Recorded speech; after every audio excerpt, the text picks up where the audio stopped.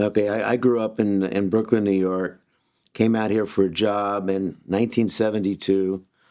I'll never forget it because I saw an ad in the Wall Street Journal.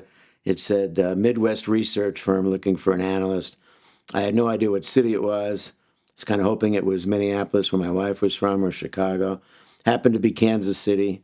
I didn't even know where Kansas City was at the time. So I came out here a couple of times, and it's interesting because they initially didn't want to hire me because they thought I was giving up too much in New York, but I really had very little in New York. My mother was there, but very small family. And so I wound up getting the job out here to be a junior analyst. And I'll never forget the guy that hired me was my mentor. And within less than a year, he left and went to Milwaukee and took a job. And he wouldn't take me. If he had taken me, my whole life would have changed dramatically. But he wouldn't take me. I didn't have enough experience, he said.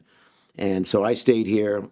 Everything worked out fine for me, not so fine for him. And so I came here in '72, and I got involved.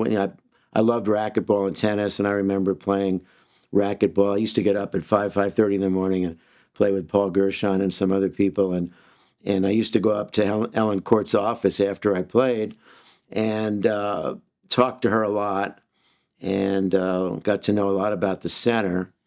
And then I did meet Scott Slobodsky, too, and knew he was doing sports night.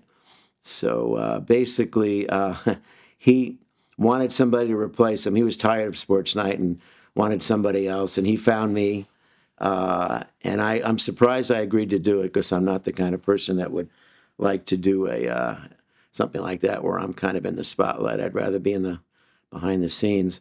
But I agreed to do it, and we did that for, 17 years, I think, and worked with a guy named Marvin Littman, and he would bring in all the entertainers and the sports people, and I would help raise the money. But I was a huge sports fan, so it was a great deal for me to get to meet a lot of famous sports people. And we honored a lot of famous Kansas City sports people, and some that were not from Kansas City, and it was a very successful event.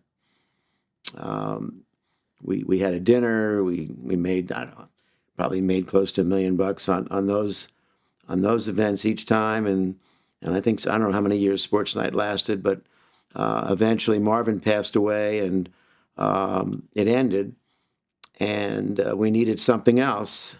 And I think the center probably went 3 years without any major fundraiser, at least that.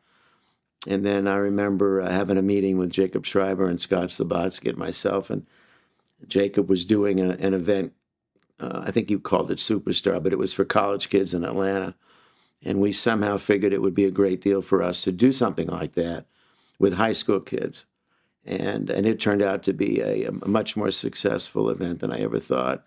And we're getting ready for, I think maybe our 17th year. I forgot how many years it's been. But we do it the third Sunday every August.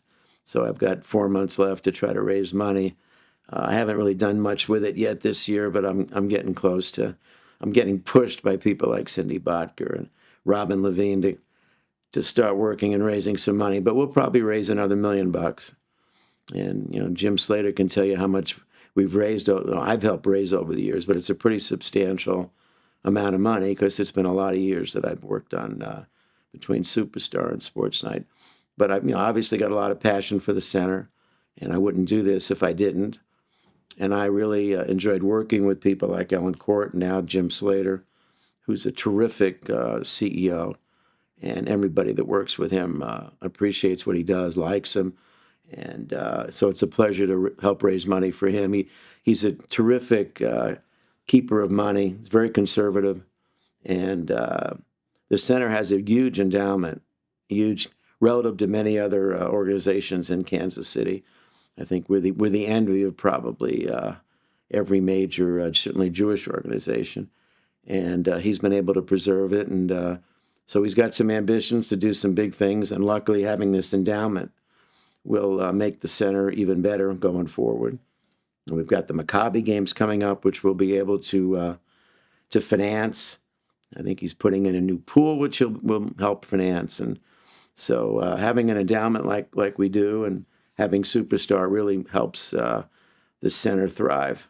And so it's been a pleasure helping the center grow.